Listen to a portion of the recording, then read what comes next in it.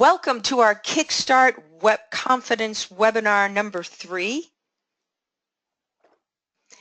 It's Thursday, March 30th, 2017, high noon Eastern Time. And Jim and I want to thank everyone for being here. Quickly, we emailed all of the people who were registered for this about 20 minutes ago with the Essential Trader Worksheet and the Essential Trader Worksheet print version. So you're going to need that for this presentation, or it'll be very helpful to you. And it's also, these two documents or PDFs have been placed in the handout section, so you can download them there or go to your email box. And if it's not in your email box, please check your spam. So I don't want to take any more time, but thank you for being here and taking time out. We're excited you're all here. And I had fun preparing these slides. I think this is going to be good. So I'm going to turn it over to Jim. Hey, Jim. Hi, thank you. This was billed as, I think, the third session in the Kickstart program to prepare everybody for the mastery program that begins in May.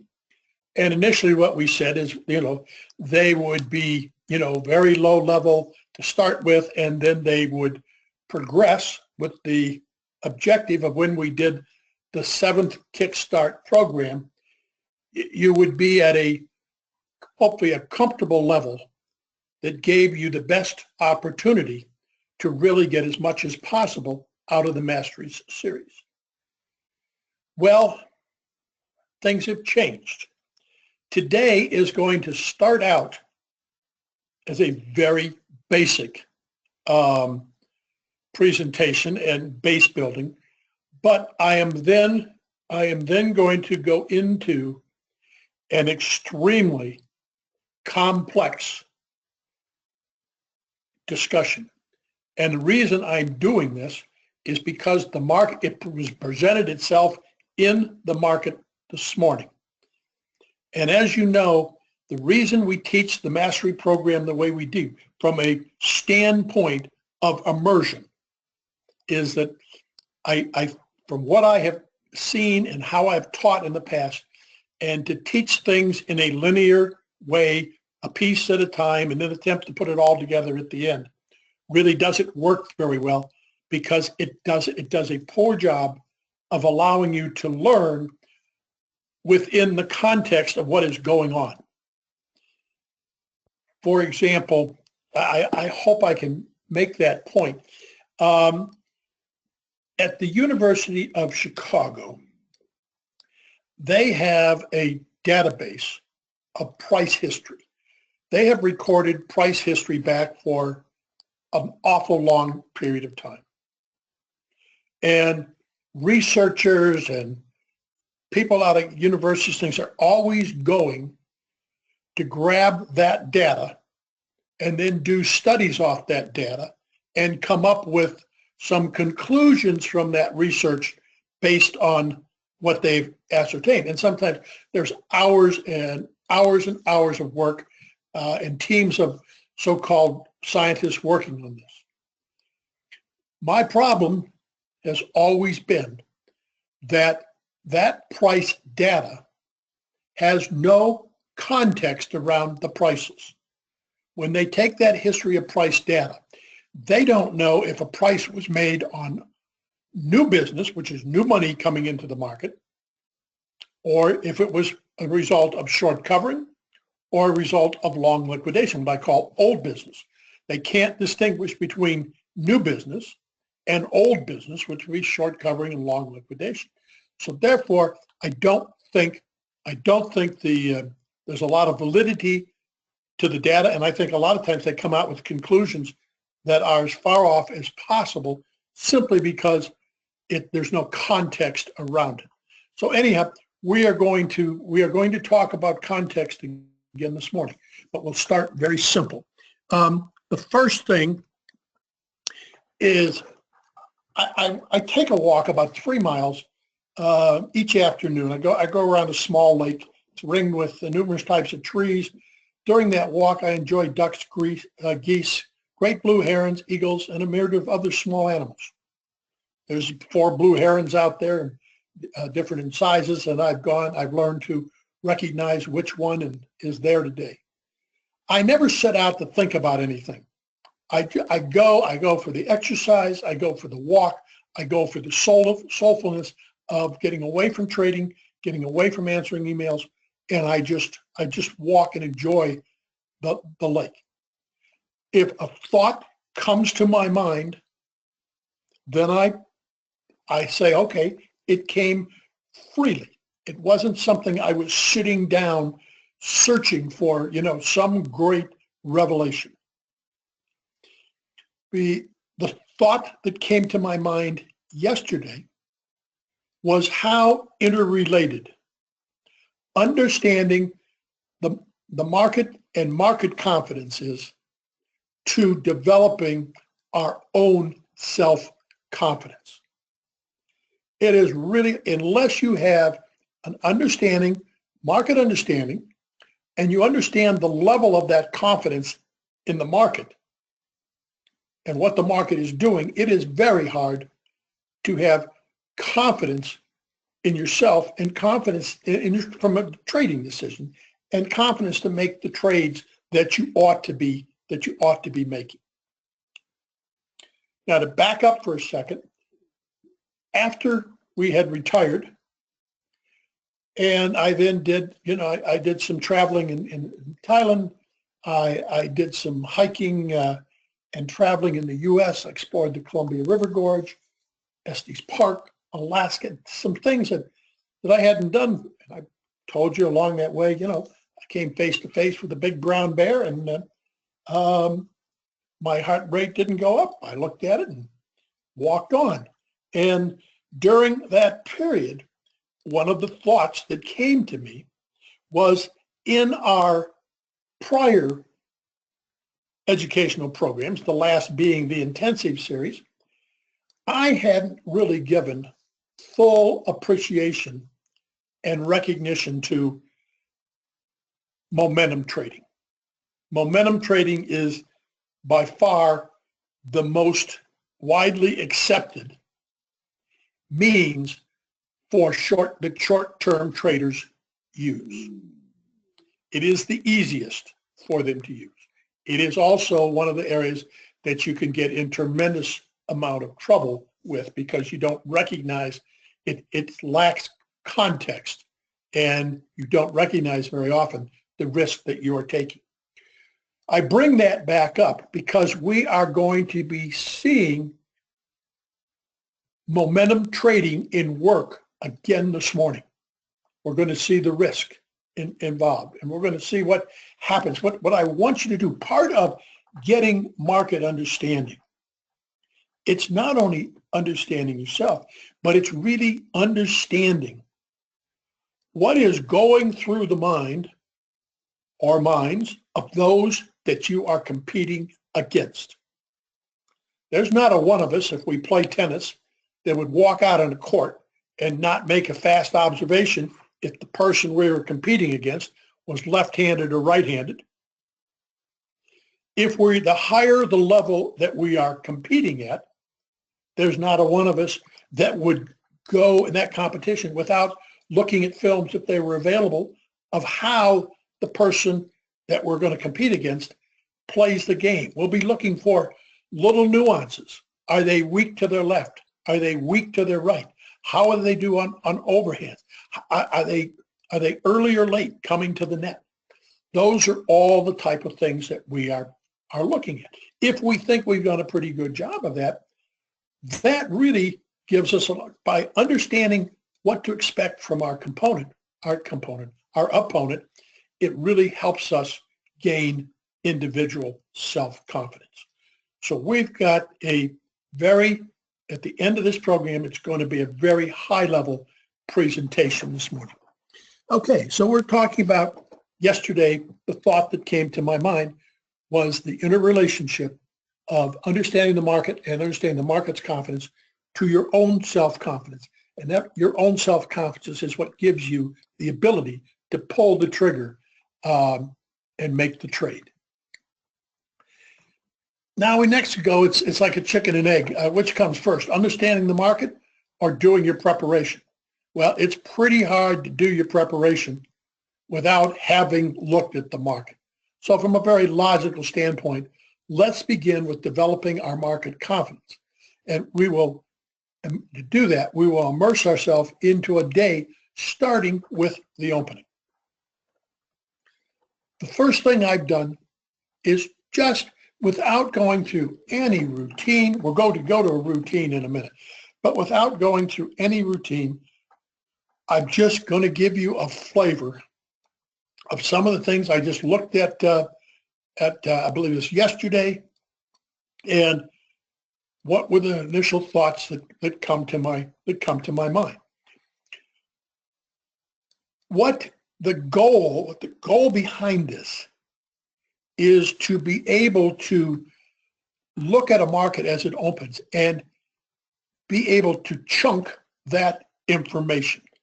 Now, chunking is a psychological term. The best explanation I can think of is, when we get into a car for the first time and back the car out of our garage, and so we back out, we then go on an angle to the left if it's my garage, straighten the car, go down the driveway onto the street.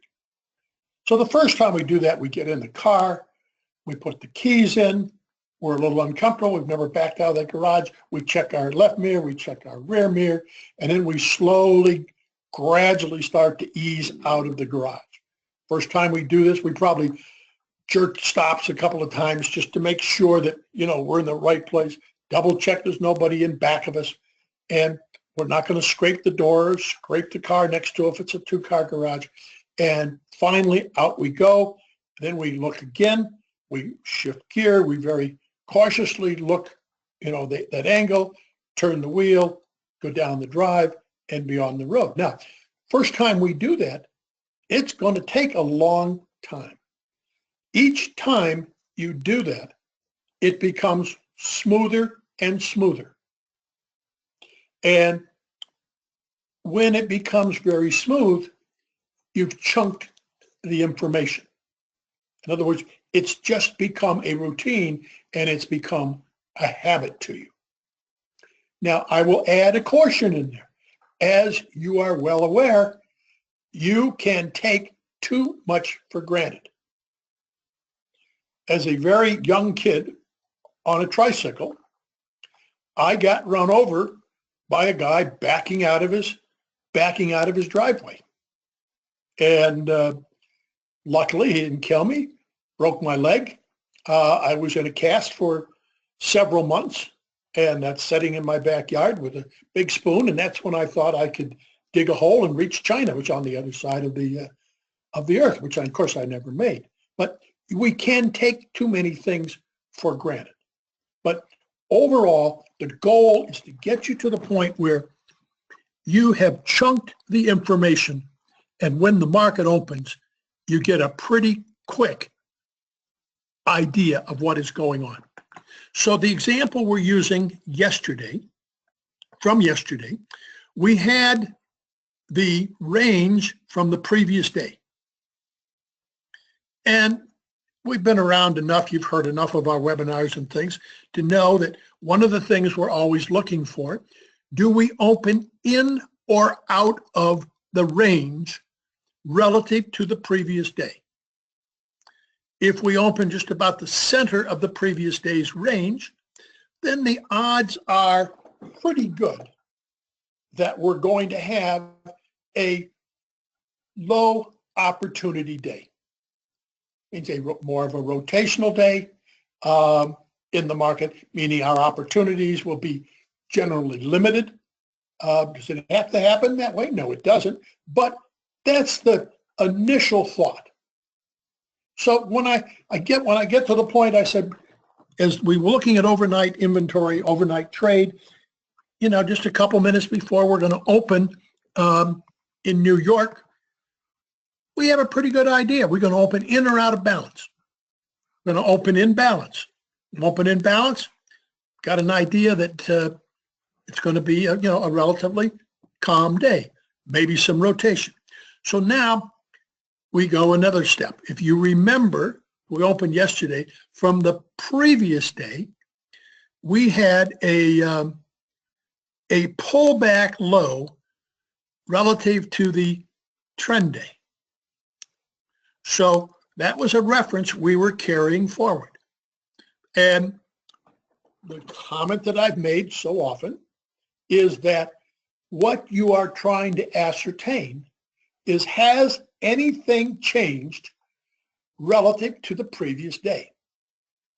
If we don't find acceptance below the pullback low from the previous trend day, then nothing has changed relative to the previous afternoon.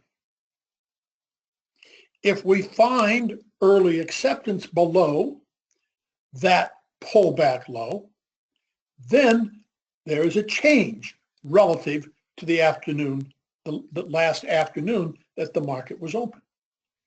Trading is about change. Without change, there are no opportunities. Now, I'm going to go back. I'm going to show you two examples.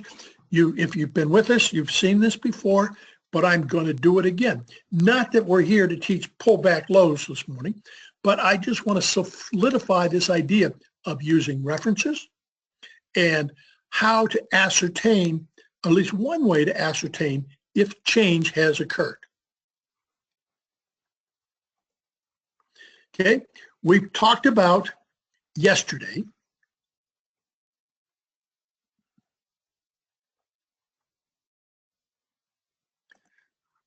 there was the pullback low we just talked about.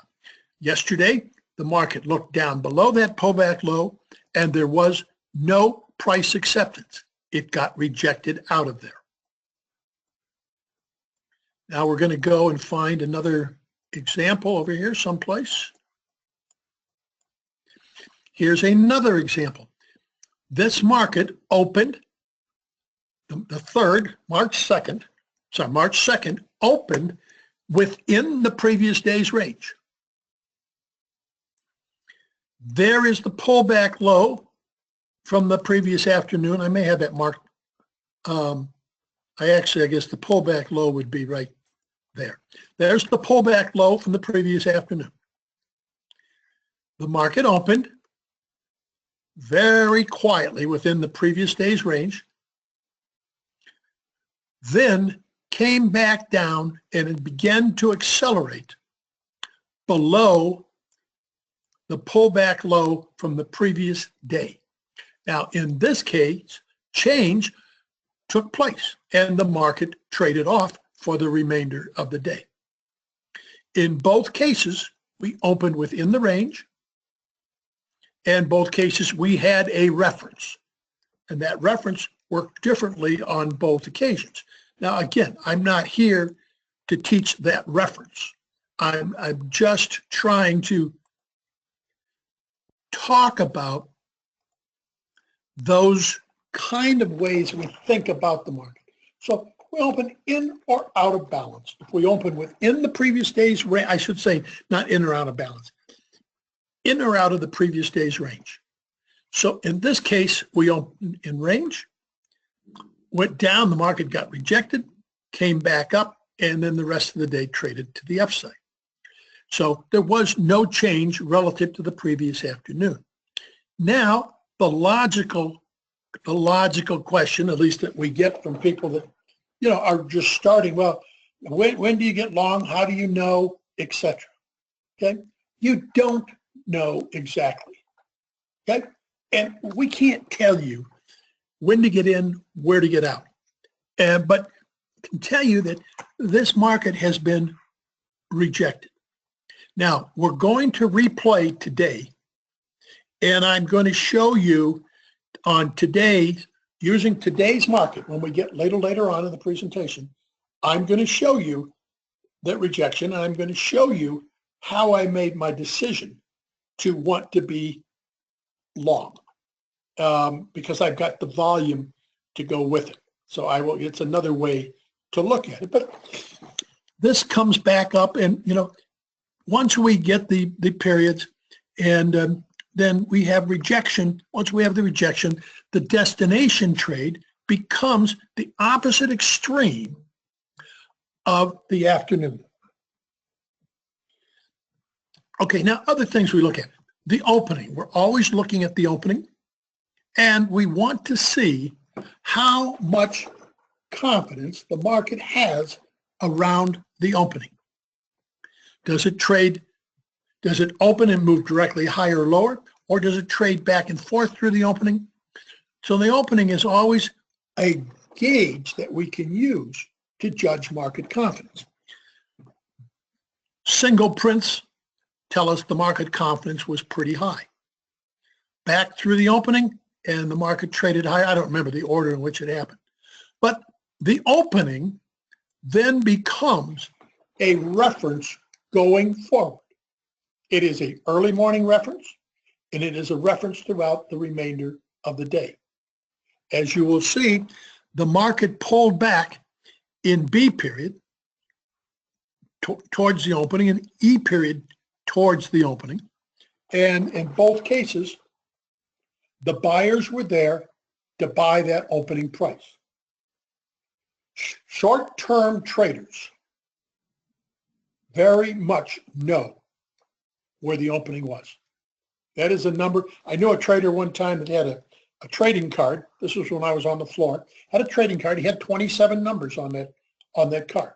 All things he was looking at. One of the prominent numbers was going to be the opening. One of the numbers he wouldn't have had, and I've never seen anybody that's been through our course have, other than the pullback low. However, there's obviously serious money, or serious traders, smart traders that know it's there because it's what makes it valid. All right, so now the market then, I think we opened, we went higher, we went lower, we finally came higher. So, but we're in the range, so it's not high confidence. Then the market, one time frames higher, 1, 2, 3. You get an inside bar in D period. Then you get a break to the downside from the D period high. Again, it stops at the opening, so you're still within range. Value, you always want to know, value is building, overlapping relative to the previous day. So you got rejection, you've got the pullback low, you've got the previous day's range, you've got the opening. Then we're looking at tempted direction. What is this market trying to do? The market is trying to move higher. Then once we know what it's trying to do, then we start to make an assessment of how well is the performance. And that will give us some influence going forward. So we look at this market yesterday, and it's really not very healthy. And we see it comes up, rotation, rotation up, rotation down, rotation up, back up, rotation down. So we said opening within the previous day's range, rotation is pretty much expected. And we look at structure. What does structure tell us? It tells us that the market's not elongating out. Then we'll look at volume. Whoops. And we look at volume yesterday. Up until the last hour, I think volume was declining throughout the day. We will have references. One of the references will be the previous day's high, the previous day's low. It will always be the opening. And then as the day develops, we'll look at half back. And half back is a very classic day time frame traders reference. When the market, and half back will move. Half back will move. As we got range extension in the afternoon, half back will move. But you can see this is pretty much, early on it would have been just a little bit lower. Half back would have been C period break, would have been probably 2 ticks lower than it probably would have been right there on the red E. So we're always watching half back as a short-term trader. E period went below half back, one reference, then it stopped at the opening, another reference. Both of those are references for very short-term daytime frame traders. F period would have come back to just a tick above half back. That was the initial half back, the E. Whoops. And then G went 2 ticks below, H 1 tick below. So see, half back acted as a guideline for you to have some understanding of what was going on during the trading day.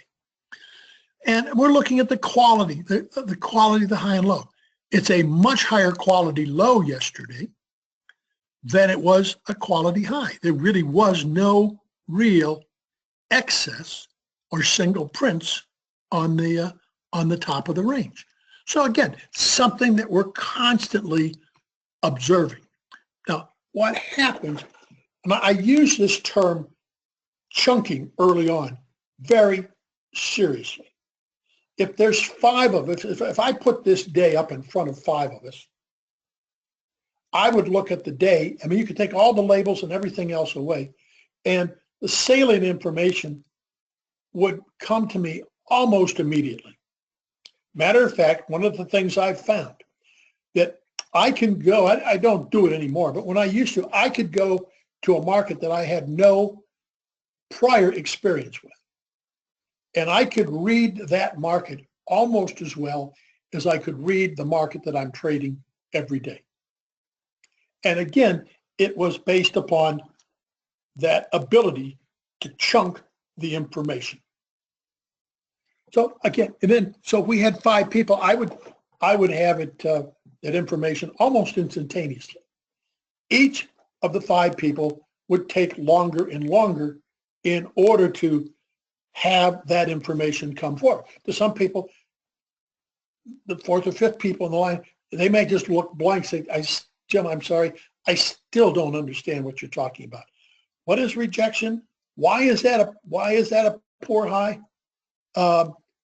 Again, so it's what we're trying to do is move along a level so that we can chunk that information, and the faster in the morning we have some idea what's going on, the better equipped we are going to be in order to have personal confidence to make trading decisions. Okay, all I want right now is just questions on anything we've covered so far. I don't want any questions on today's market. We're going to get to that. Just questions on any of the basics that we've discussed so far. Next step, we're going to go to a more formalized way of looking at this information. Okay, Julia, any questions on what we have discussed so far this morning? Well, when Jim refers to balance, does he mean value or the prior day's trading range, high and low? Absolutely wonderful question, because I slipped up and I used the word balance, and I should have. What I was referring to, do we open within or outside of the previous day's trading range? That is exactly what I should have said, because that is always my first observation. My next observation is then, am I opening within or outside of the value from the previous day? Although that is not front and center in my mind right away. That becomes front and center in my mind as the development of the day takes forward. Then I want to see, is value developing, overlapping to lower, overlapping to higher. That's a secondary thing. My first observation, and thank you for the question, my first observation, do I open within the previous day's range? Second observation, how close am I to the center of that previous day's range? The closer I am to the center of the previous day's range, the greater the odds that I'm going to have a rotational day. The greater the odds that I don't have to make immediate decisions. The more, if I open closer to one extreme or the other of the previous day's range, the greater the odds that my opportunity could be expanded. For example, if I open near the lower end, if it fails to take out the low of the previous day, now the opportunity is pretty large, because, particularly going back to a day like the day before yesterday, because now the market's got an opportunity to rotate back up towards the other extreme. If I fail taking out the previous day's low, the destination trade becomes the upper extreme of that day.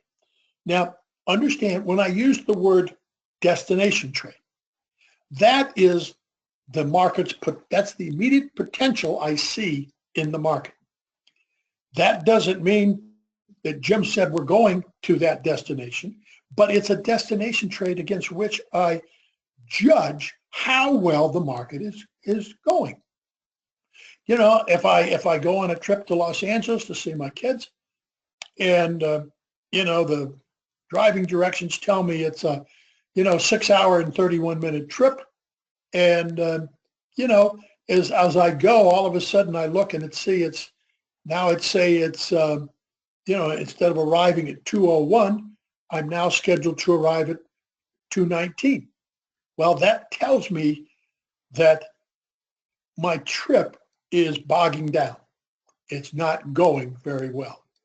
On Thanksgiving, I was in Coronado, or I was down in San Diego, Coronado, just south of San Diego, and I was going to drive up to Los Angeles for Thanksgiving dinner with all the kids. As we got in the car and began to drive, it initially said I should arrive there about 3 in the afternoon. As the traffic was heavy, all of a sudden it moved to expected arrival 3:30, 4, 4:10, 4:30, and it was just obvious that the trip was not going well. And that's kind of the assessment we're trying to make when we look at a market. We look at yesterday, you know, it's getting 1, 2, 3, 4, 5, 6, 7 wide. The wider it gets, the more struggle it's getting, the lower the odds that I'm going to be able to, you know, really do much on the upside. Okay, but a great question. Thank you very much. Additional questions, Julia? What useful information do you derive from stating that a given day's low was better than its high, or vice versa? Thank you.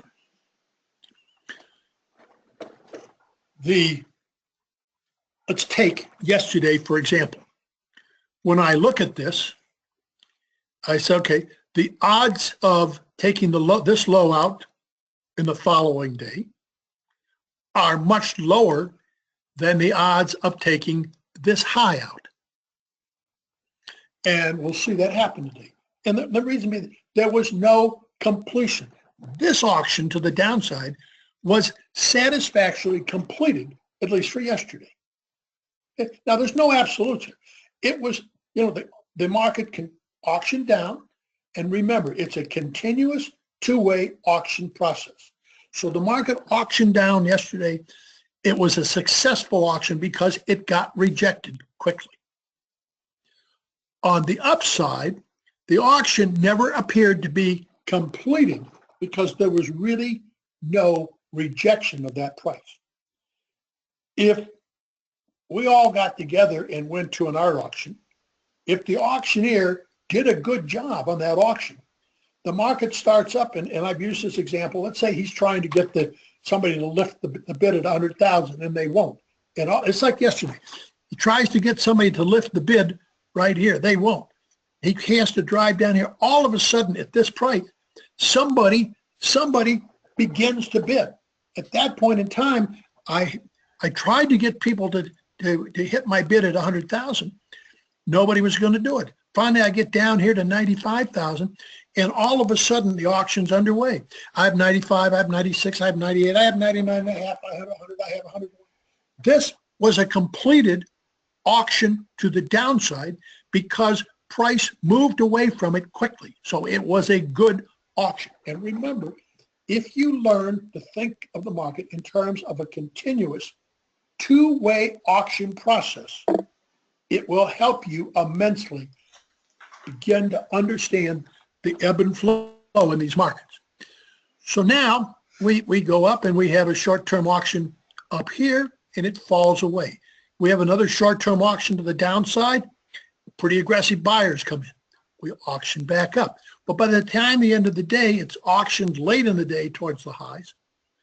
And it traded off, but it didn't fall away from it quickly. It's not, it's like there's no real completion. Now, when you haven't been doing this for a period of time, the logical question is, well, Jim, what if M period happened exactly at the change of the time zone, and really this M period happened within 30 seconds of the rollover to the next period?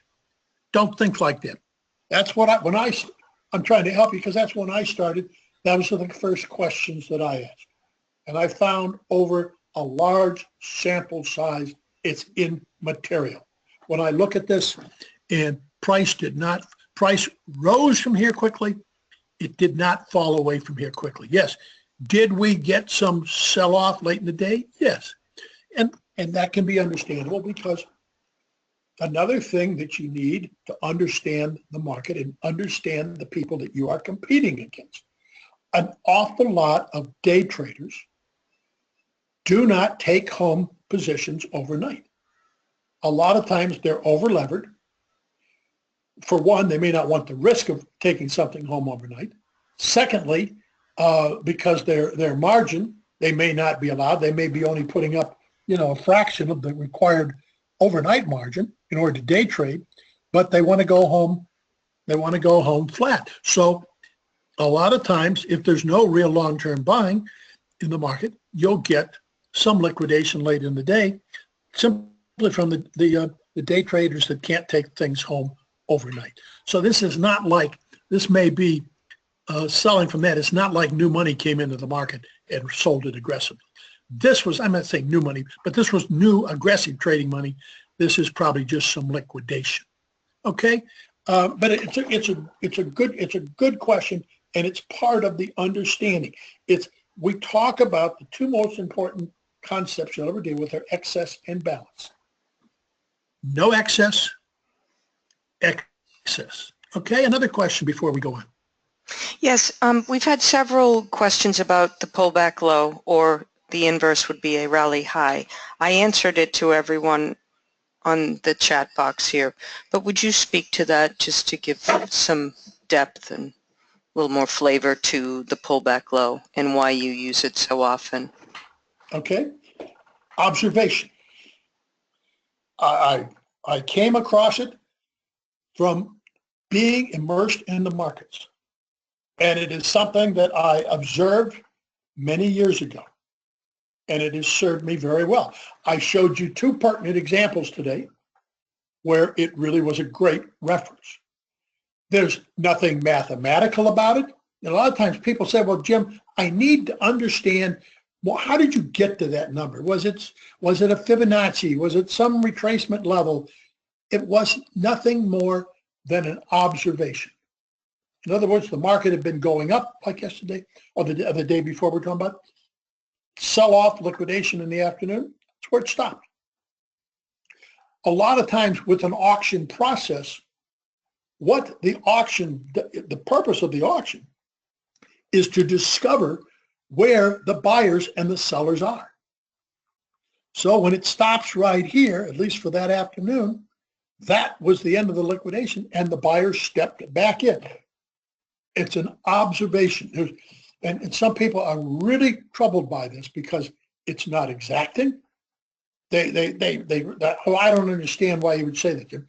It's true observation. One of the advantages of having somebody like myself with a course like this is my many, many years of losing money in the market and continually looking and trying to observe the market and what is going on. It's no different than if somebody out there is a birder. I could go walking through the woods with somebody that was a birder, and I may see a bird, and I have no idea if it's a juvenile, an adult, a male, a female. Somebody that has been observing birds for a long time, they will look at that quickly. I'll say that's a juvenile. It's a male juvenile, and they're looking at the nuances and the coloring and the things like that from the birds. And I use that example because there's a guy in Prescott here that, is a burger, takes people out. It's just amazing what he sees and the advantages you get of going out with someone like that and learning the nuances and how quickly you can pick up things. So it is something learned via observation. But it's a sign where that was on the pullback, that was the lowest it went yesterday. And now we want to see is there change today relative to that. Okay, great question. And I certainly understand the question. This again reminds me, we talked about taking for people that want to trade, the need for closure quiz. That was in the New York Magazine, and I think the link is on our site. And it's a very interesting quiz. And while the quiz, don't think it's a pop quiz because it's in New York Magazine, and the person that does this has brought it down to, I think, a 15 question quiz, which serves the purpose. But it's backed by some very serious researchers and some very well-known psychologists done over a considerable period of time. But one of the things that the need for closure shows is how important is having an exact understanding of things to you. The higher your score on the need for closure, the more it's necessary for you to want to have certainty in your life. In other words, you're probably really spontaneous types of things. Hey, let's jump on a plane and go to Paris. That's probably the high need for closure. That's not something that, is going to appeal to that person. They'd rather plan, they'd rather have a date and all that. Somebody with a low need for closure score may be more willing to say, hey, let's go. And one of the things that I believe you'll find is that a low need for closure score, in other words, a lower need for certainty, is healthy for trading. The lower need for certainty is a better sign for dealing with complex situations having multiple pieces to them. And some of those pieces will be opposite of each other. One will say up, one will say down. The net may be up. So anyhow, that's when that need for clearly understanding things, and I had that very high early on. It was just when I first started studying market profile, man, I wanted every tiny little detail. And as time went on, as I got more and more experience, that need for exactness went away. Okay, great question. Another question before I go to the next area. Well, here's a comment I'd like you to expand on. Analysis is great after the fact, but making reasonable expectations of movement while it's happening is what is hard to understand. Yes. Okay. When you see the excess down here, well, you're saying, okay, there was some aggressive buying down there. Okay. Now you're looking for a tone for the day. And very often this will set a tone for the day. When you see something taking place and the movement, one of the very difficult things involved in trading is you may see a market moving higher today. You may see a market that is struggling, and you may see all kinds of pieces of information that suggest to you that that market is getting weaker and weaker as it goes higher.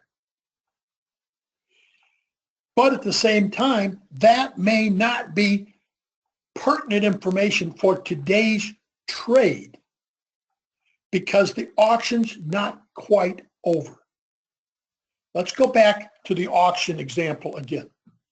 Remember, nobody would lift the bid at 100. Finally, at 95,000, the auction got underway. Once the auction gets underway, you have all kind of bidders. Now, as the market goes higher, the expected occurrence is as prices go higher is for the bidders to fall away. But in some cases, two things happen.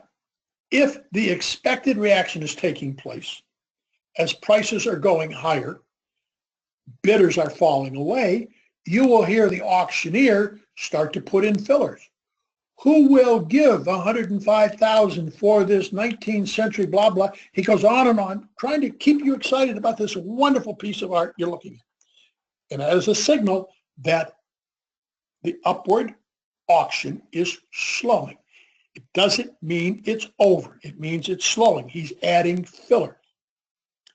In other examples, you will hear the auctioneer, it's gone up from, couldn't get it started at 100, goes down to 95, finally gets underway, and now it's at 103, and you think, oh boy, it ought to slow down.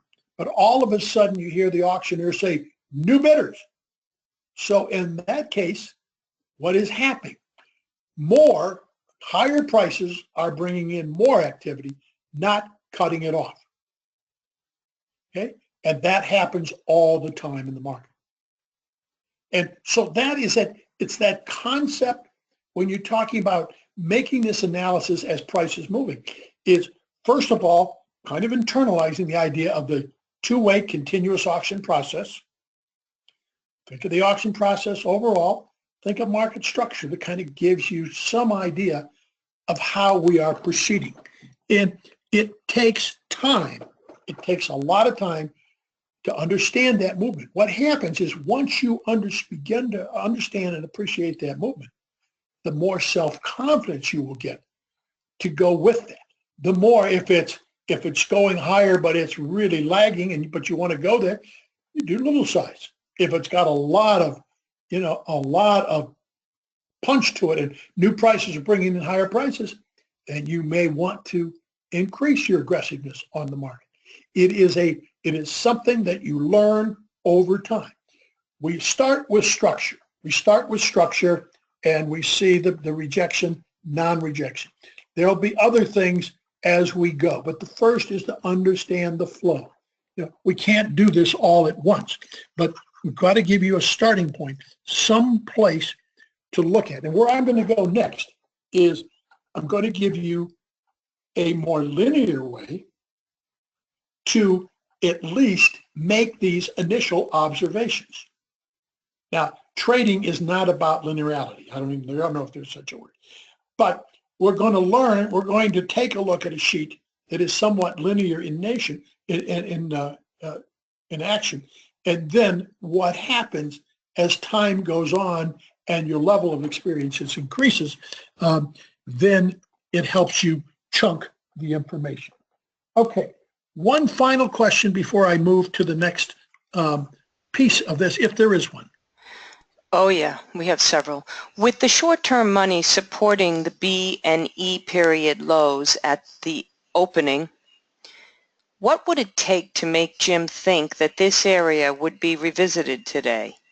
Taking out the IJ lows? Or maybe it's not a good question. No, it's not a particularly relevant question for what we are talking about right now. It's a legitimate question, but it's not really relevant to what we're talking right now, because I don't want to go to that level. There's a lot more complexity involved in that, because the first thing I'm going to look at today is going to be, we talk a lot about ruling reason. And ruling reason, is there a main reason to do or look at something? One of the first things that pops to my mind this morning is that we come in this morning is the lack of security of this high, that it was not a good high. And it was very close to the previous high. So that's kind of front and center.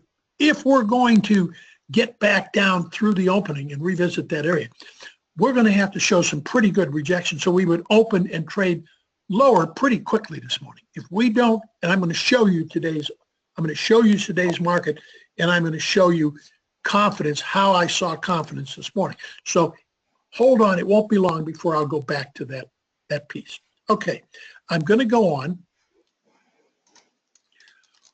What we have designed here and what Julia has sent to you is what we call the Essential Trading Worksheet. It's a checklist designed for day and very short-term traders. And one of the things that we find is one of the most important. You have two things. You have to have market understanding and you have to have self-understanding. And you have to have self-confidence, because really this all, when you go through all the education and et cetera, it comes down to, can you pull the trigger? Can you enter the orders? Unless you have a pretty good market understanding, it's very difficult to enter orders. So you have market understanding and then self-understanding. One of the things that we find by going through the trader worksheet, top down, bottom up, preparation completed. And you remember, I always start with the top down. I start with the biggest picture, monthly, weekly, daily bars, market profile. So I'm working from the bigger picture down. Then I make my trading decisions and develop my scenarios for the next trading day from the bottoms up. Very practical for a short-term trader. The reason that I start from the top down is, if you start from the bottom up, you're going to get yourself buried in little short-term numbers and little short-term references that are going to give you a pretty big bias that's going to make it very difficult to operate over a long period of time successfully. So start with the top down. So, but anyhow, the first thing on the checklist is, have you completed your top down, bottom up preparation? And your answer is either yes or no. You either did it or you didn't do it. And remember what I said yesterday, it is important to write this down. Too many people say, well, I got it. I don't need to take time to write that down. Believe me, you do. It is a serious part of the market and how you approach things. The mind saying I understand something versus writing it down is entirely different. Brett Steenbarger, who is a well-known, for most of you, well-known psychologist specializing in markets, has done some work for some very major hedge funds. He continues to do some, plus he does his own writing. And it's like, one of the things he said to me one day, we were talking, he said, Jim, when you make that comment about this preparation completed, yes or no? He said, what I find is that is just as applicable to these very highly paid hedge fund managers that have been around for a long time. Saying, he gets called in a lot of times when, it's a big producer and all of a sudden he's stumbling a little bit. And he said, so much of it has to do with doing the work and doing what you know to do. So it's important that you do that work, okay? Then we look at the sheet and it says the long-term trend, up, down, or balancing, intermediate trend, short-term trend, up, down, and balancing. Which trend is currently dominating the market? Traditionally, not all of these trend observations are relevant each day. Okay? So you're going through this list, and we're not going to go through all of this list today, but you need to study this list. Inventory conditions. So it's a shorter term market to be too long or too short. We're going to talk about the day. Your tactical plan. Do you have short-term balance? If any of you were on the last webinar we did, coming into today, we said we had a short-term balance. And let me go back to the market for a second. And we said coming into today, we were taking a short-term balance. And we identified that short-term balance as yesterday's low. Let me get a lot of these lines out of here. It's just a little confusing. We had a short-term balance between yesterday's low, yesterday's low and the high from the day before. So 23.48.75 up to 23.60.50. That was our short-term balance. And we said then coming for today that we were looking to see, do we stay within the balance? Do we look above the balance and accelerate? Do we look above the balance and fail and come back in? Well, we're going to go look at today. It gave us a little bit of everything. We'll come back and we'll spend time on today before we end. Okay, let me go back to the slides. One of the things, there's a place for your scenarios.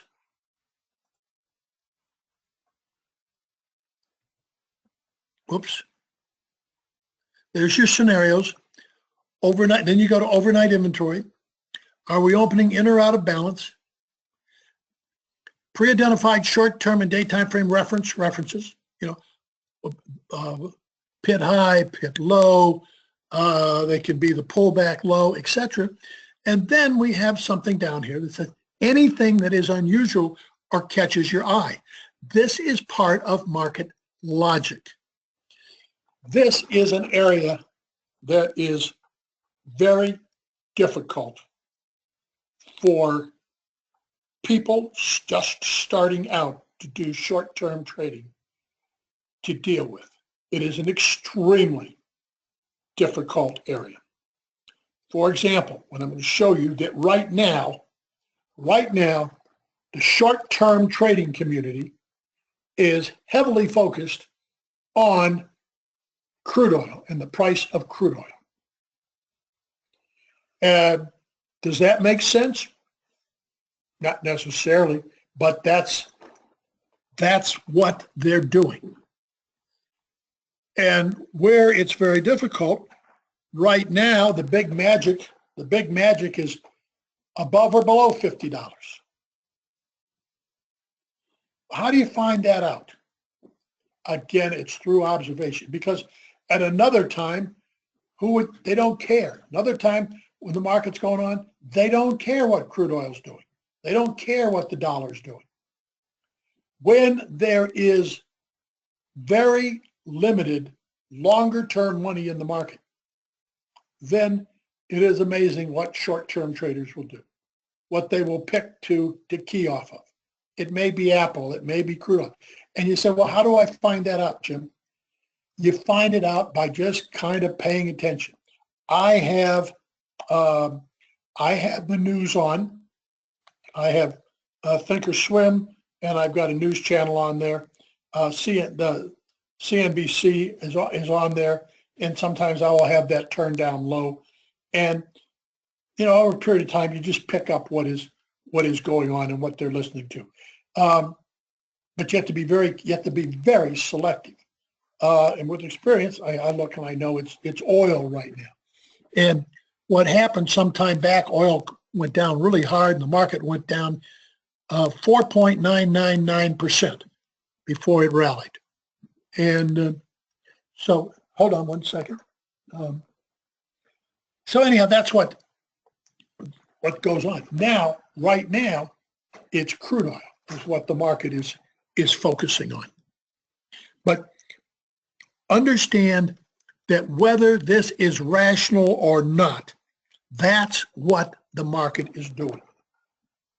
And this is one of the things that if you have that high need for closure, these are some of the things that will make trading very difficult, because that doesn't make any sense to me. And it may not make sense to me, but as a short-term trader, remember, I'm not an economist. Somebody on the webinar last night asked, or I think there's some, I think what they're really saying, I see the market heading back to 2,400. And my comment at the time was, having that opinion can be disastrous for a short day time frame and short-term trader, because it puts a bias in there that all you want to do is buy the market. And day and short-term trading has so much to do with short-term inventory getting too long or too short. But we're going to go and we're going to talk about that in more depth. So here's this is anything that's unusual, and I bring this up because that's what's going on right now. And when I say we teach this from an immersion standpoint, not from a theoretical standpoint, that's what's going on right now, and we're going to address it as we go further, as we get to the real markets. Then this is all in the prepper, up down to the dark line says the opening. All those are the things that you can do prior to the market opening. If you get to the point where you have done this work, now what's going to happen when you first do it? It's going to take you a long time. You're going to study, you're going to overthink and everything else. As you do this, more and more it becomes second nature, and it's no longer a bottleneck.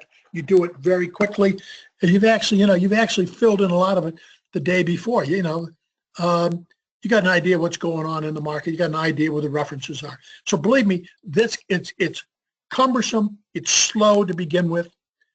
Most traders that want to be successful as day and short-term traders don't make it.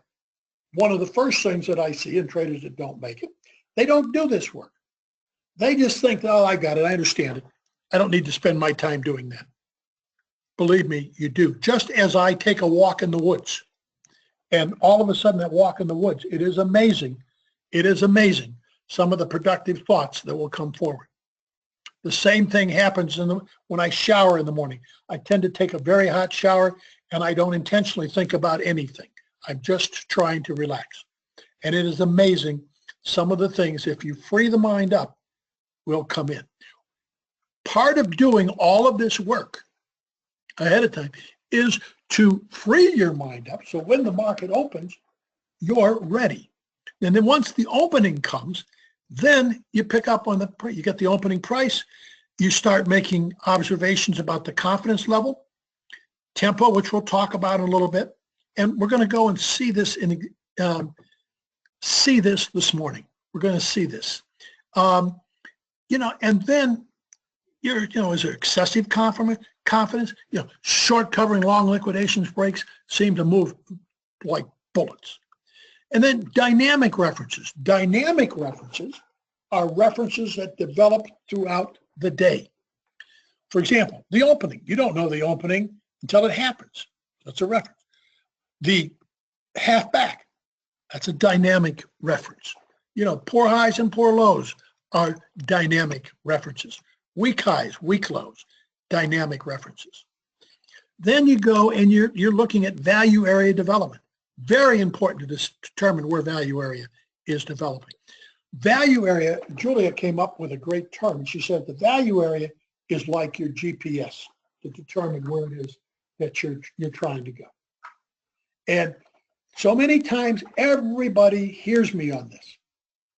But once the market opens, they get so enamored in following price so closely that they lose the picture of what's happening with value. And then at the end of the day, they say, oh, yeah, oh my God, I hadn't realized that. You want to be able, again, this is part of chunking so that it doesn't become cumbersome to the thing. It's something that you do automatically, and you do it very quickly. I can open a market, and my eyes go there immediately. I know before I could even think about it. It's like what they say, a baseball player, a professional baseball player, was it 3/millionths of a second, to make his mind up to swing the bat. It's an unbelievable tiny amount of time. And when I open a market and look at a market, that stuff just pops into my mind immediately because it is so important. Okay, so that is that's just the essential trader worksheet is something you should take, and particularly those of you that are just starting, make it a routine every day. Whether you're trading or not trading, whether you're paper trading or real trading, or just trying to learn, this is a habit you should form. And you should form this habit every single day, and it will get easier and easier. And all of a sudden, it will reveal things that you find. It will help you. It will help you uncover your own biases. Okay, before I go to today's market, let me take some questions on the Essential Trader worksheet, please. We have a lot for today's. Okay. Hold So you on want one me just to second. move? Well, yeah, you may as well go over, but I can ask a question from the slides. There's nothing to refer to. Let me see if this makes, can you go back to that slide, Jim? The A period excess, poor high from yesterday, please.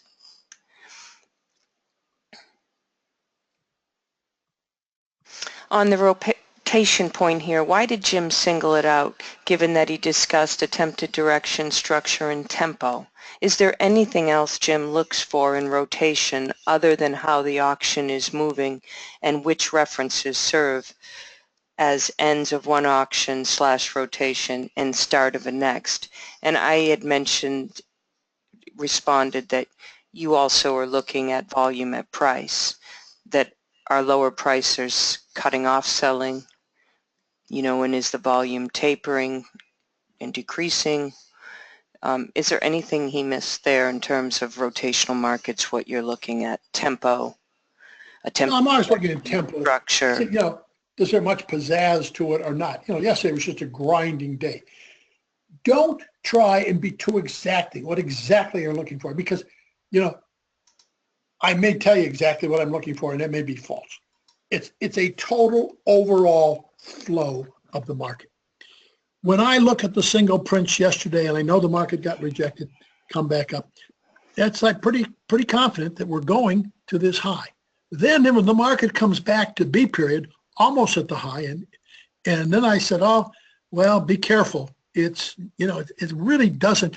If the market was that aggressive, you're not going to come back to this exact reference. Almost to the open.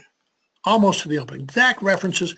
That tells me, when it comes to exact references before the buyers come in, that tells me that the buyers are probably day and very short-term buyers.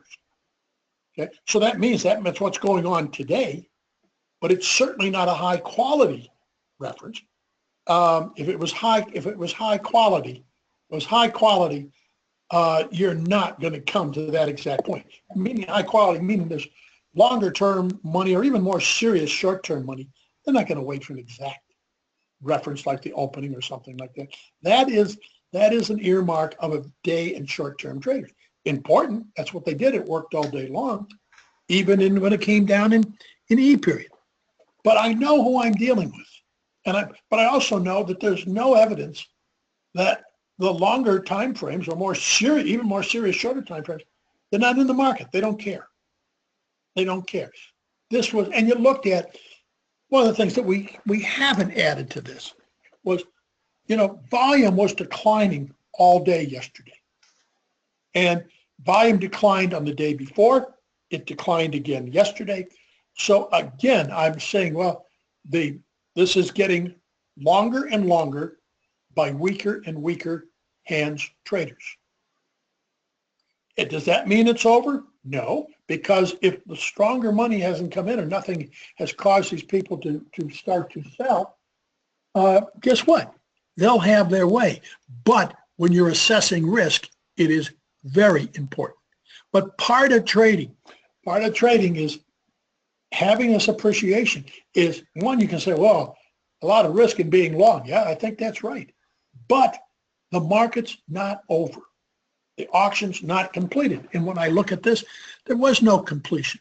If any serious money wanted to sell, they had all day. They could have sold at the previous day's high. And if they did, then you would have started to get some aggression on the downside. Didn't get it. So again, building into the fact, you're trying to build in and say, who am I competing with? Who's in the market today?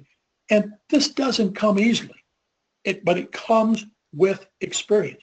Remember, we are not profile traders.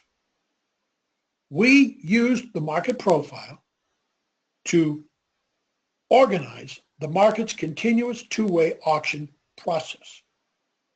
From the organization of that data, we then start to make observations.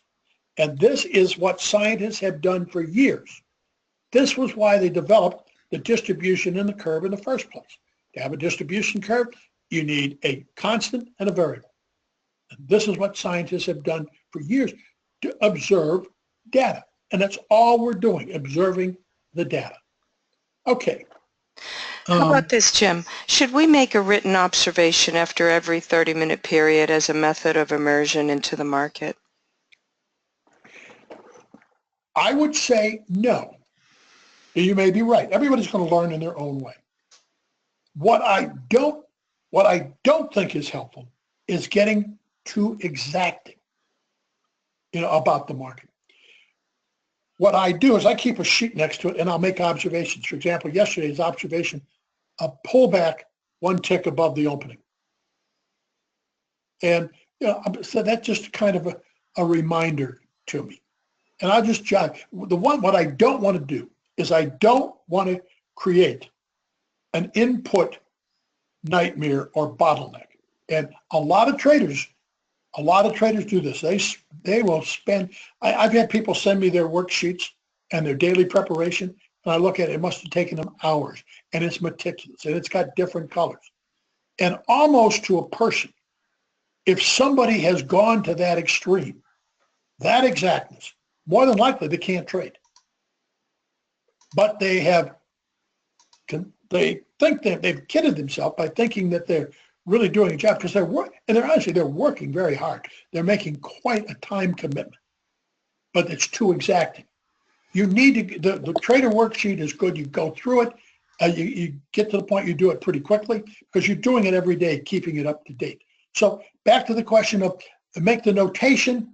I make a notation on a piece of paper next to the trading desk, next to my order entry, but I don't overwhelm myself with it because I can get too enamored with that. But I think that, make your analysis, when the first time you recognize where you think value is going to be, make that analysis. Oh, I think value is going to be higher or lower.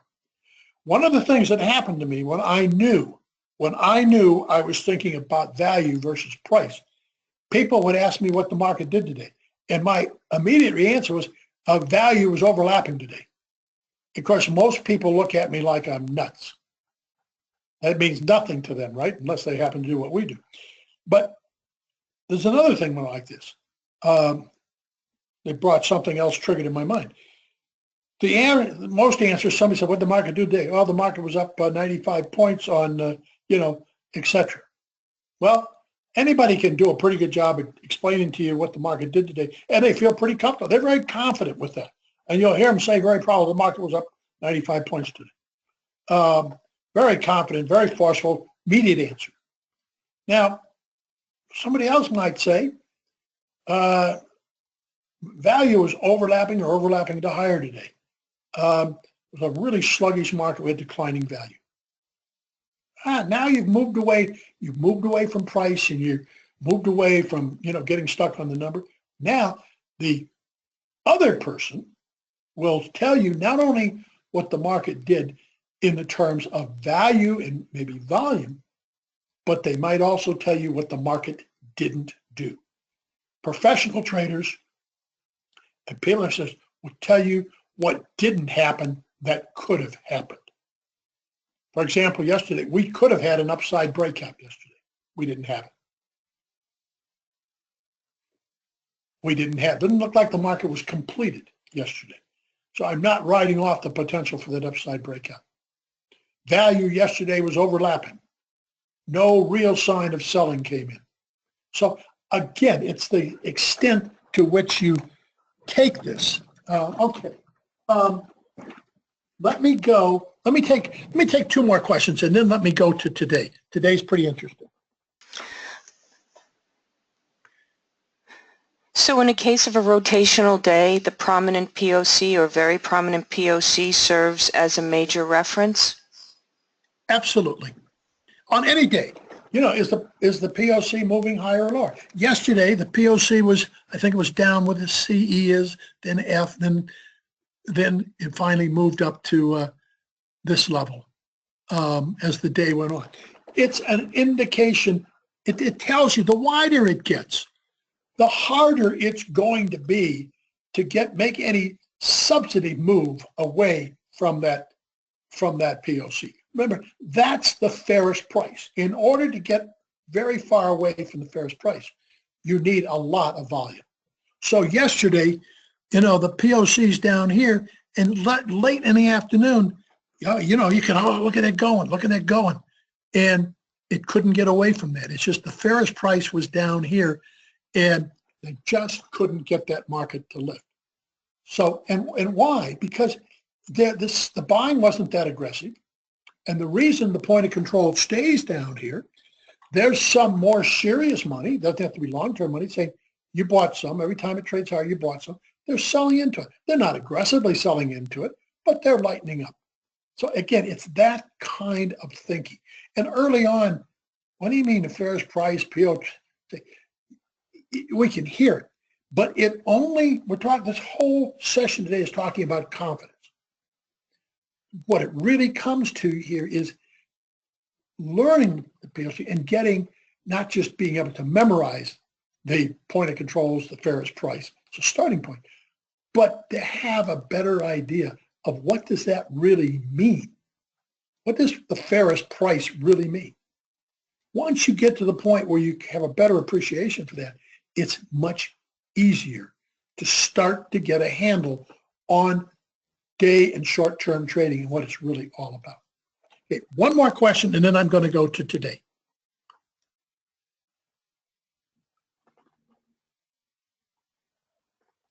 Julia, are you there? I didn't click on mute. Pretty much we're there, Jim. I mean, we have a couple of other questions, but it's 1:15, so I don't know what kind of time you need to answer these questions and give your perspective for the afternoon. Well, let's go on for today. Okay, thank you.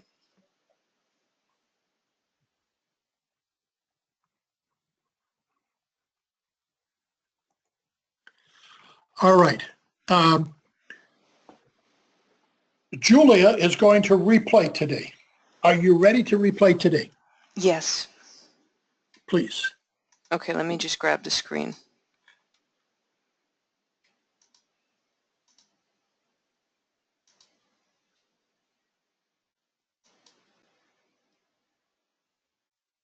Are you seeing my window trader screen?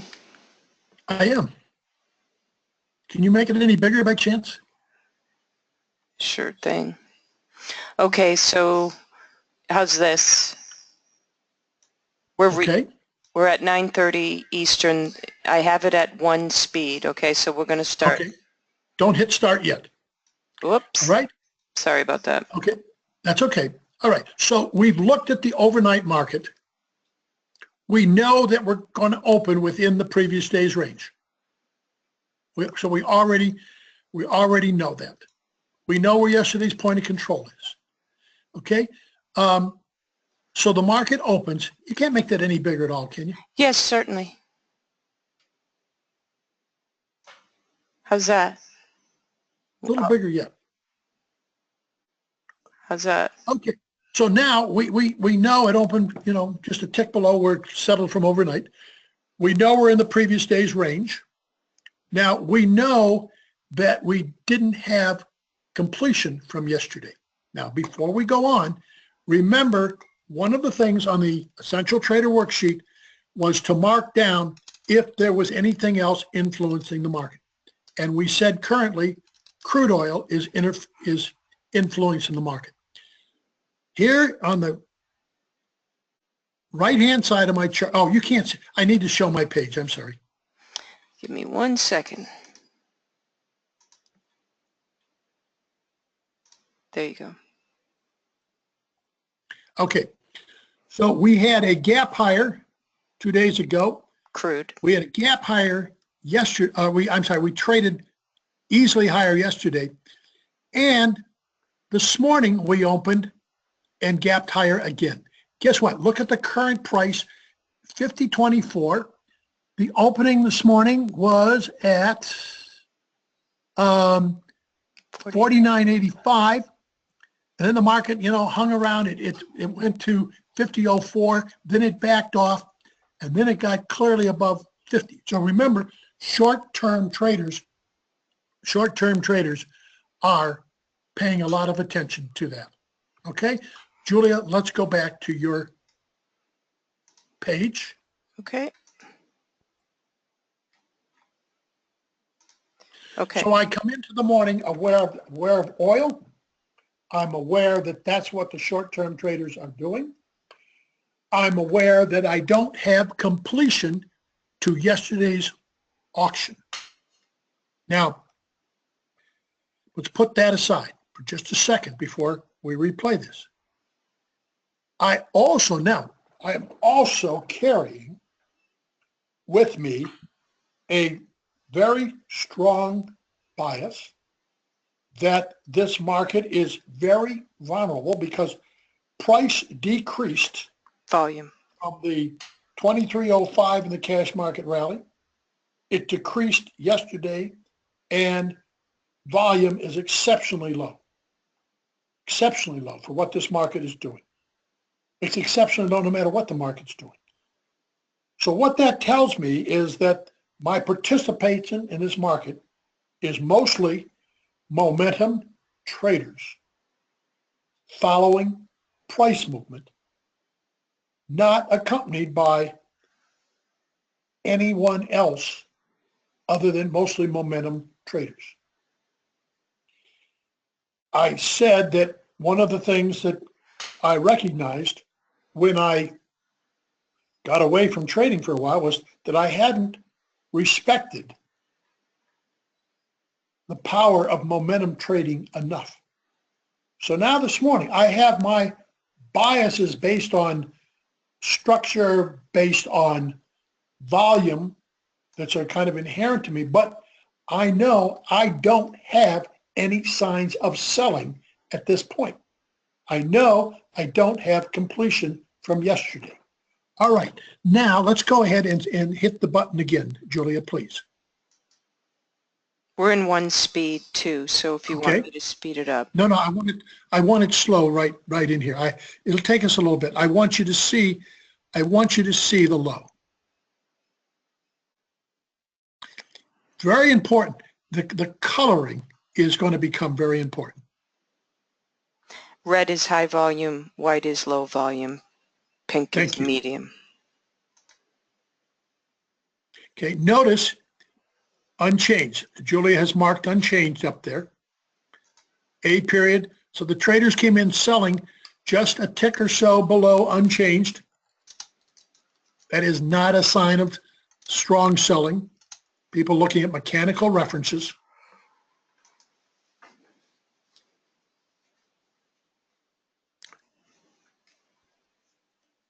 So again, we're very narrow range, just a tick or two under unchanged, very mechanical in nature. Nobody quite knows what to do in here.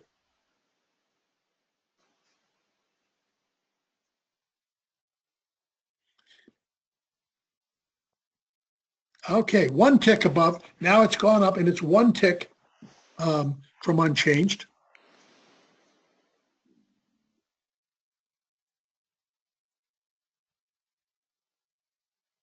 No real selling at that, but mechanical selling, weaker hands, just exactly to unchanged. Market goes exactly to unchanged.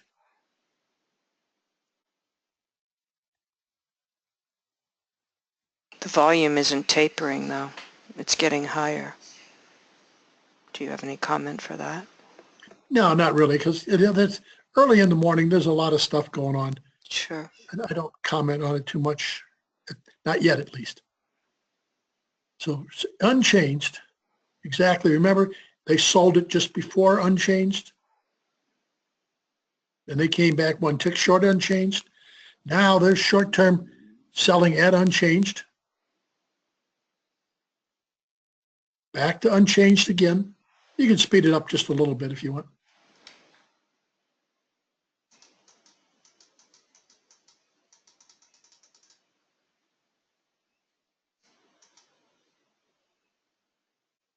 Okay, now the selling is coming from unchanged. Okay. How important that observation is that selling was coming from exactly unchanged. There they are again. There they are. Boy, they really loaded into. Okay, stop if you would. Okay, now, if you don't know how to look at a market, you see something like this morning and you say, oh, wow. Oh, boy, look at price. They're really selling off. Boy, I got to get short. This market's going lower. If you learned how to observe a market, one, you open within the previous day's range, give the market a little time to set up. Then you see the first selling came from 2 ticks below unchanged. Then there was some selling 1 tick below unchanged. Then there was some selling coming in at exactly unchanged. Now, Julia said, well, are you paying any attention to the volume? No, I'm not, because it's too early. So you got some pretty good volume here at unchanged. Mechanical selling. Okay. Now, as the market trades lower, one of the references is going to be the overnight low. But notice rather than looking at each volume and price, notice the coloring. What you're going to see in here this morning is as this market traded lower, and it went lower, bounced, came back, tested it one more time, the volume stayed white. Okay, go ahead and play some more, please.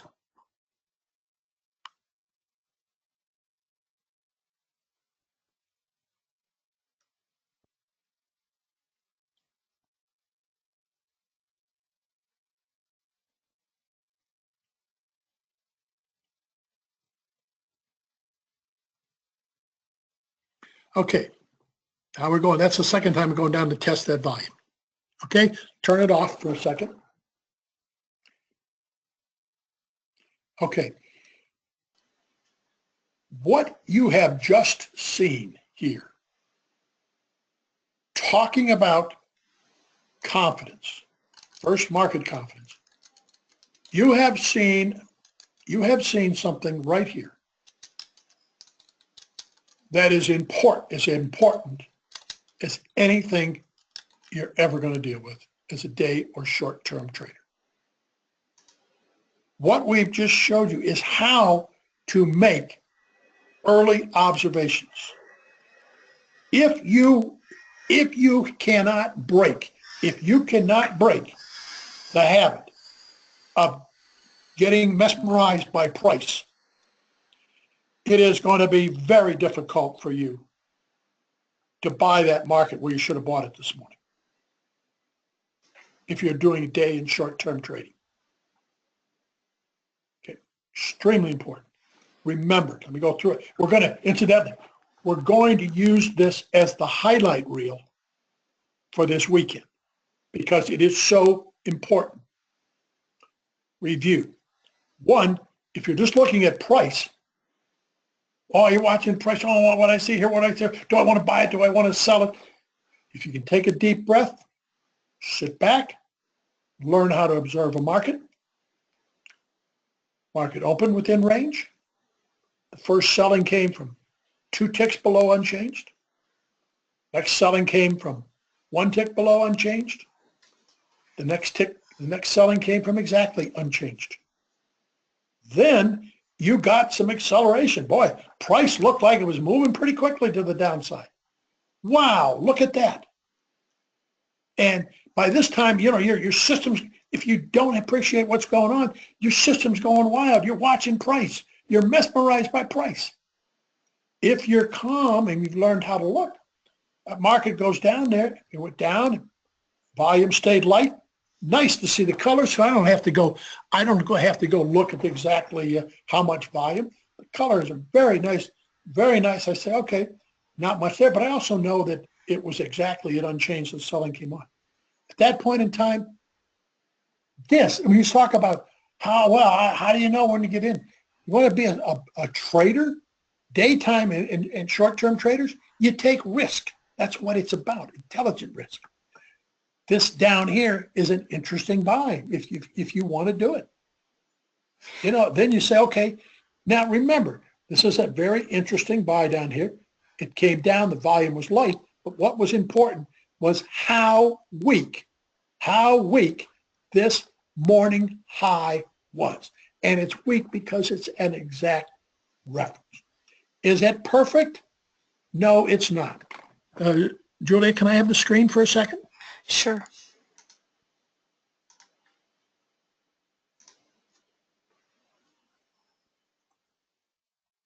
Okay, I'm going to go over to my screen. There's nothing perfect about what we do. You're just making odds type of assessments. I'm trying to find, we talked about it last night.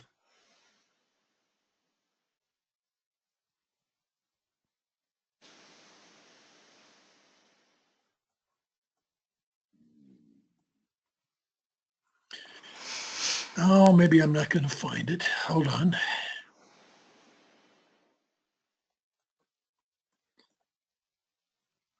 I don't remember. Julia, maybe you can remember. We had a day where the high was one tick below the low of the previous day. It was a combination poor high and weak high. I remember that example. I do too. I'm trying to find it. Anyone out there? I'm sure there's people here. I remember the March 14th. Someone else is saying March 6th. Ah, here it is. Wait a minute. It's right here. Thank you very much. March 14th. Another highlight reel, by the way, if you want to see that number 2. Oh no, that's not that was a day. Yeah, there's another the day. A period with the E period low. We talked about this day. Yeah, we did. But There's this is another one. Jim Dante said March 6th. Okay.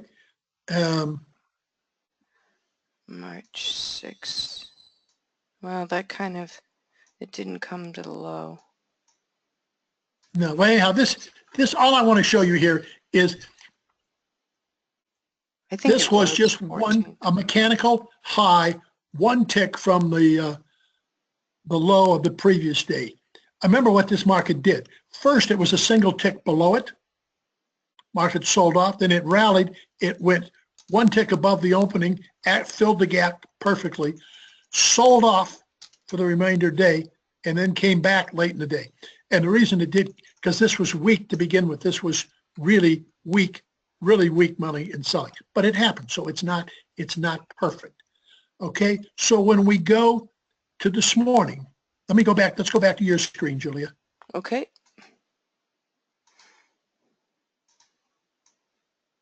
Let me make this larger. I was looking for that day. You can see my screen now, correct? Yes. Yeah. Okay. Now, before we go any further, is there any additional questions only on what we have seen and how we have talked about the opening today? I don't want anything outside of that. I just want questions on the observation I was making about opening this morning. Anything? I'm looking at several things. If you bought the open today, I don't know if I should open it. Well, I'm going to ask it. If you bought the open today, would you place a hard stop under the overnight low? Is that a reasonable risk? In my opinion, to buy the opening today is not a reasonable trade. And it's not a reasonable trade because we're in the previous day's range. We're in the previous day's range, and my suggestion is give the market a little time to settle. Now, it didn't take long this morning for me to see what I wanted to do and why. But I let the market set up. Now, some people will say, well, Jim, wait a minute. You said let the market set up. Jim, it happened in the first 10 or 15 minutes. What are you talking about? Well, Initially, I had no intention of that, but it gave me information in the first few minutes, and that information I would have never had any desire to go long. And you can't put the stop one tick under the overnight or two ticks, because you got to give it enough room to see if it's going to hit stops down there. So the stop would have to be at least a handle or so below. The stop would have to be at least at 23.52. So the opening price, I mean, to me, that's a lot of risk in there. So no, I wouldn't. But because it opened in range, I wouldn't do anything. But if you see down here, remember, if you've done your homework, the monthly bar is still up. The short-term auction is up. I have no completion to yesterday's auction. And I'm opening within range. So do I like the overall market? No, I think there's a lot of risk in it. However, I better be very careful because the market's got to prove itself on the downside. So now, when it opened this morning, I had that, we saw that process, 2 ticks, 1 tick exactly, and so on. The odds of that high remaining are pretty thin. The market went down, you saw it turn white, didn't take out the overnight low. Now, if you want to buy it down here and put your stop a point below the overnight low, that's great. That's a different issue. Better trade location. Yeah, you get good trade location, you got a reasonable place to put your stop, control your risk. So at this point in time, you had some pretty aggressive buying down there. You had mechanical selling, you had more aggressive buying on the bottom. That is a place to get into a long trade. Okay, let's continue to play this out a little bit. And Jim, one question while we're here. As long as the pullback low held from yesterday, we're still slightly bullish. We have a slightly bullish stance, correct? Plus we had a poor high from yesterday. I'm not using the pullback low from yesterday at all. Okay. It is not. I do that on a trend day. This is what happens. Somebody learns something and then they take it to extremes. I use it for trend days. And I don't make any more use out of that. Okay, let's go ahead and play here.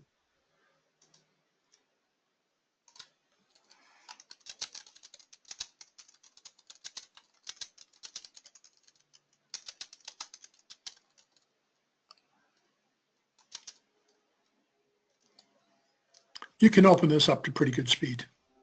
Okay.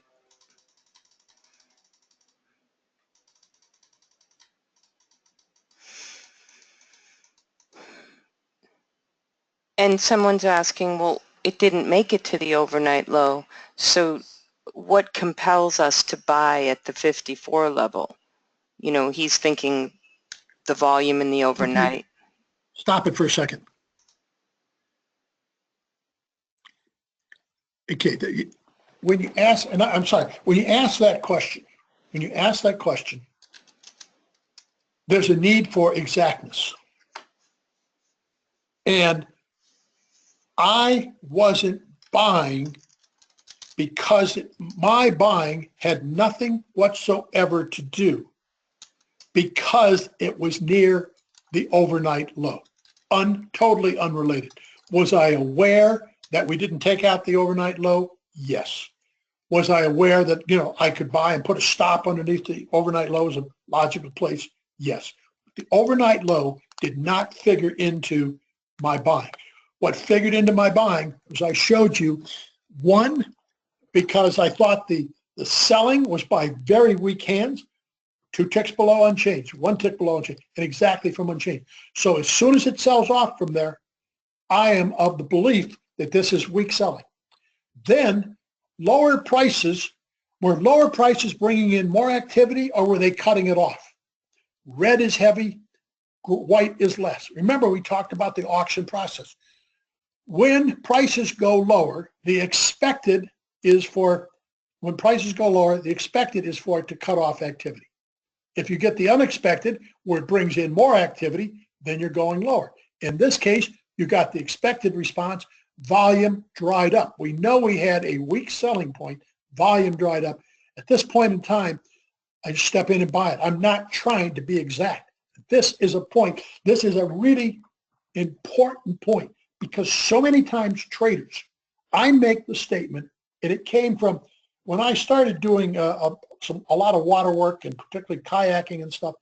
One of the first things I remember when I was buying gear, the guy telling me that the kind of clothing I needed to wear. And the last thing I wanted was cotton. Cotton soaks up water and holds it, and cotton kills. And, you have other fibers that repel the water. They don't absorb and, keep the cold next to you. So it became very important. And then I was watching traders one day, and it came to me, the statement that popped into my head was, exactness kills.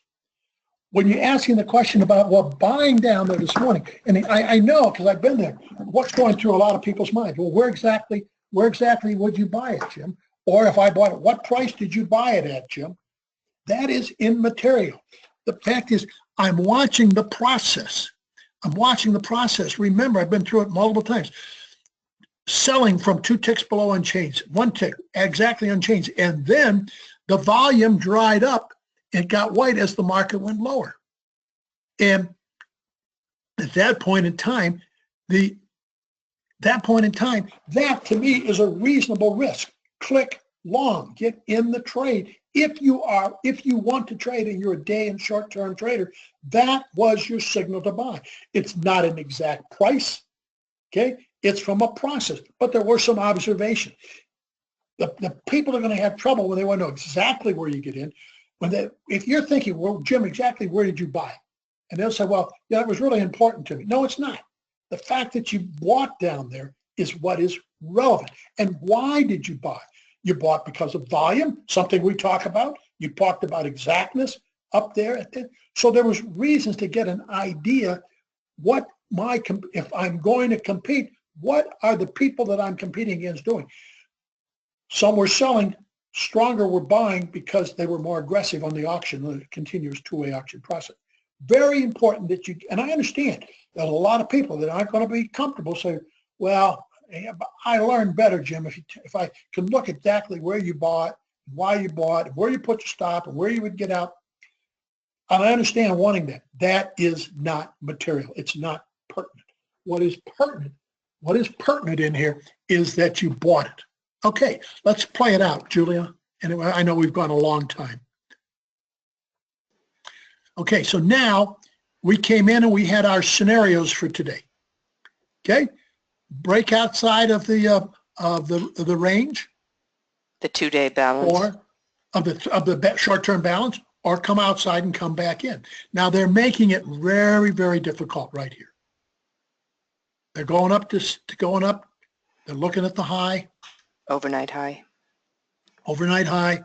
They got through it.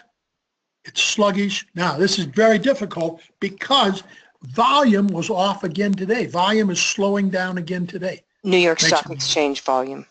New York Stock Exchange volume, which we get from our training site. Okay, but the market kept trying to come back in, Now, this is what momentum traders, they're buying. Look at the buying was taking place right near the high of the 2-day balance. Right here. It didn't get back. I don't think it even got it back into yesterday's range. No. Okay. This is the 2-day balance. Okay. They're following crude oil. Okay. Now, let's stop for a second. What you've seen is mechanically the trades for a day or short-term buy. Very mechanical. If you ask me, Jim, what do I think of this overall market? I said, I think it's really risky because the volume, the structure, everything else is not supported. Then I say the market's trading off of crude oil. And today's volume was less. But this is what the market is doing. So a day or short-term traders, my longer-term view is irrelevant. What the market is doing today. Do I like the market? No. It's because I have a buyer down here. Yes. And I'm looking up here. And okay, now So you see we're outside of the 2-day balance. Okay, now I want you to go up and play it pretty fast to the high because I want to show you something else. I'll speed it up.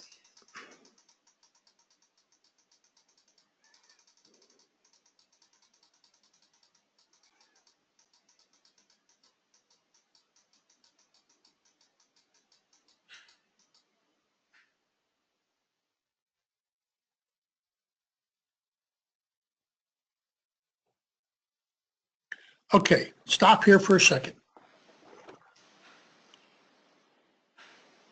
This market, volumes decline. The market is very thin, very thin. What do you mean by thin, Jim? I know we're going to get that question. Single prints, single prints, single prints, single prints, very stretched out. Overall volume was declining once again. But these are what the momentum traders are following price, and they're following crude oil.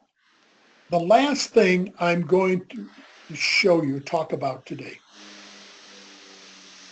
is one of the most difficult concepts I have ever introduced. And every time I introduce it, it gets questions till I think I'm going to go nuts.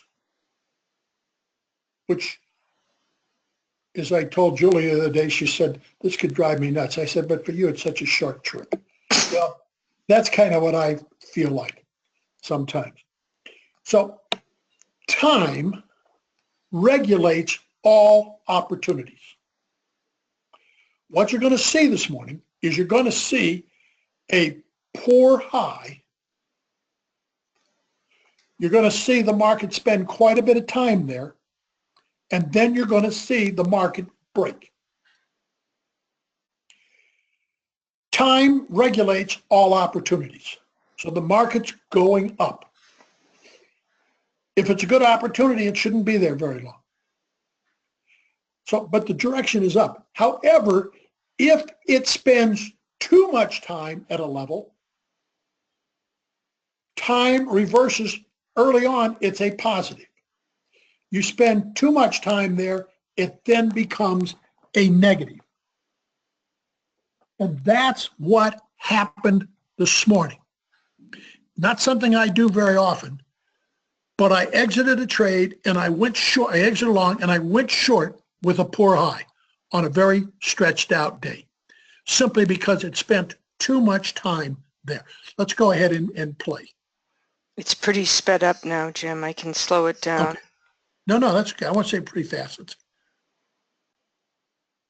Now we're going to change periods. See, look at that, right up to the top, and then. And you shorted in D or E with that poor high? I did it in D.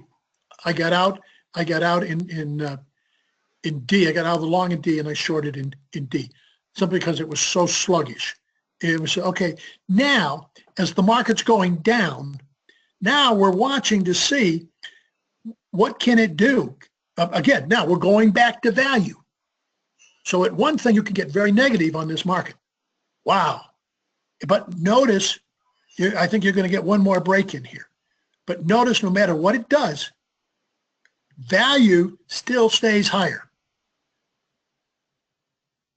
Now here's the one that can trip you into value, but it got kicked out of there. There was your final liquidation. There's your, pit session high, but it didn't get accepted. It got rejected out of there again. A Momo buy, right? All right, let's stop right here for today. We've talked about a lot. So the first part was pretty mechanical.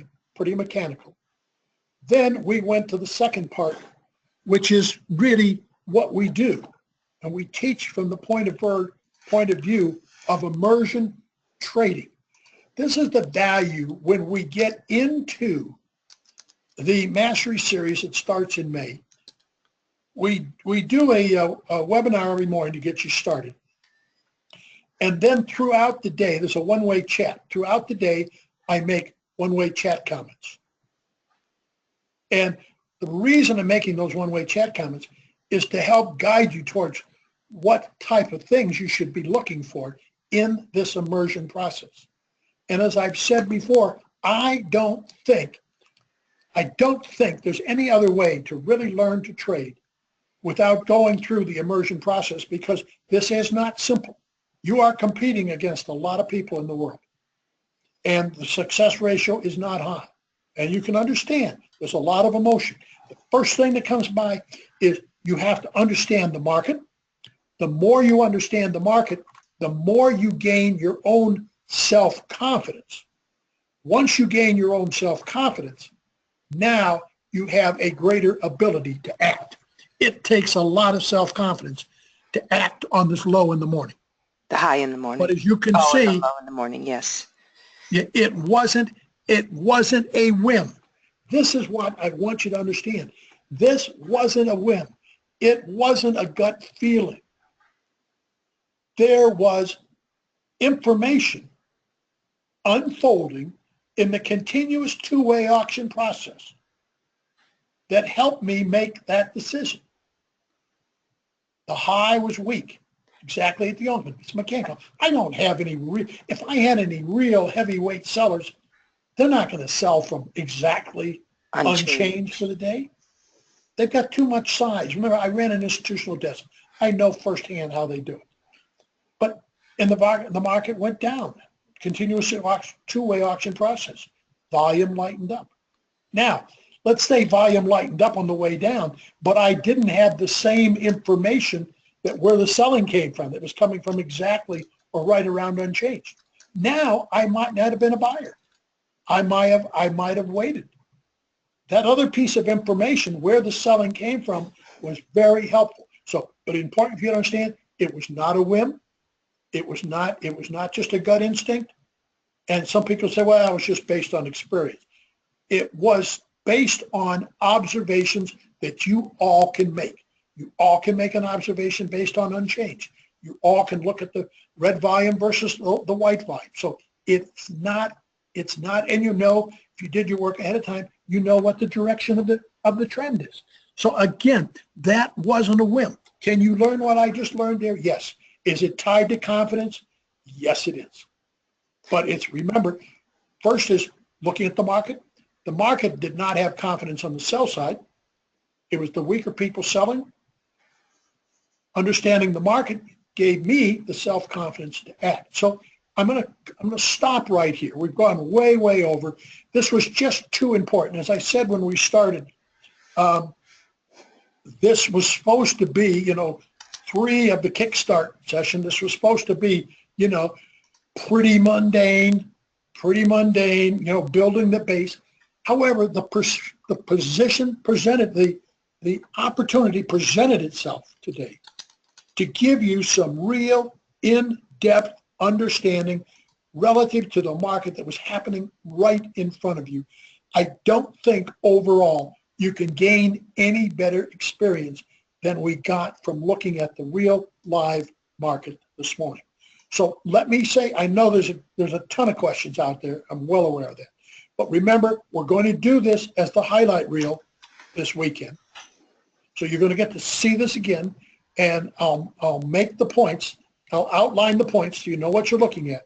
But this was just far more valuable for you than I ever would have anticipated. But let me say thank you very much. I'm sorry for I'm sure, millions of unanswered questions that are out there, but we're at 2 hours. Let me say thank you very much, and I hope you found this interesting session. Thanks.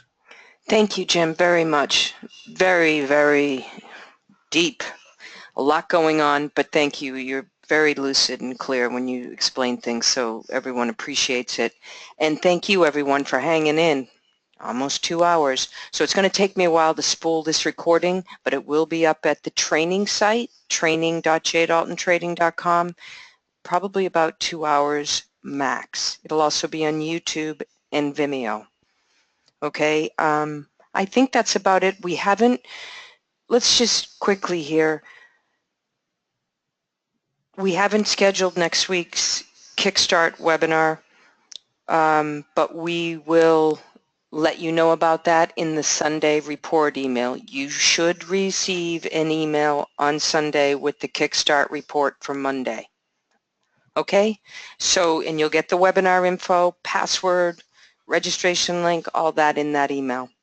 And we have our next public webinar next week too. So go to jdaltontrading.com for that webinar registration info. Okay, so thank you everyone. Thanks for hanging in. And Jim, thank you. Excellent. Very helpful. So have a great afternoon, evening, morning, wherever you're at, and we'll see you back here next week. Ciao.